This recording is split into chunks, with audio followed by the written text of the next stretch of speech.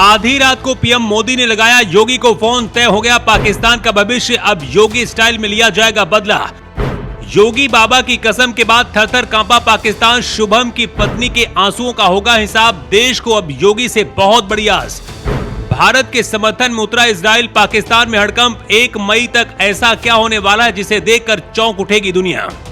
पहलगांव में हुए आतंकी हमले के बाद पूरे देश में गुस्सा है पाकिस्तान की इस कायराना हरकत पर, अब हर हिंदुस्तानी बदले की मांग कर रहा है।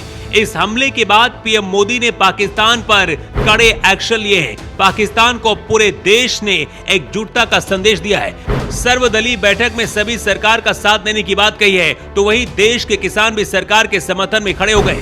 सूत्रों की माने तो 1 मई से पहले बहुत कुछ बड़ा होने वाला है। पीएम मोदी ने जहां एक तरफ सर्वदलीय बैठक बुलाई, तो वहीं दूसरी तरफ योगी बाबा ने बड़ा ऐलान कर दिया। सूत्रों की माने तो पीएम मोदी ने योगी से फोन पर बात की है। योगी बाबा ने साफ साफ शब्दों में ऐलाने जंग की बात कह डाली है, जिसके बाद पाकिस्तान के तोते उड़ गए हैं, क्योंकि पाकिस्तान अच्छे से जानता है कि योगी से निपटना अच्छे के बस की बात नहीं है। आपको बता दें कि बीते गुरुवार को पहलगाम हमले में मारे गए कानपुर के शुभम द्विवेदी के परिवार से मुख्यमंत्री योगी आदित्यनाथ ने मुलाकात की।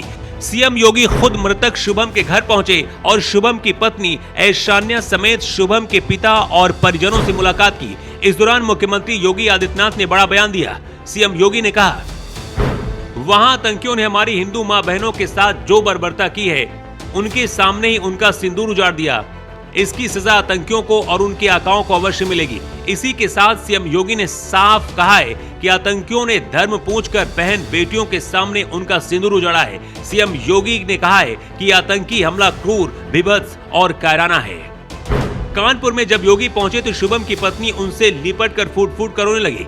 इस दौरान योगी भी भावुक हो गए और उन्होंने शुभम की पत्नी से बड़ा वादा करते हुए उनके आंसुओं का हिसाब चुकाने की बात कही। मुख्यमंत्री योगी आदित्यनाथ ने कहा कि आतंकवाद अपनी आखिरी सांस ले रहा है।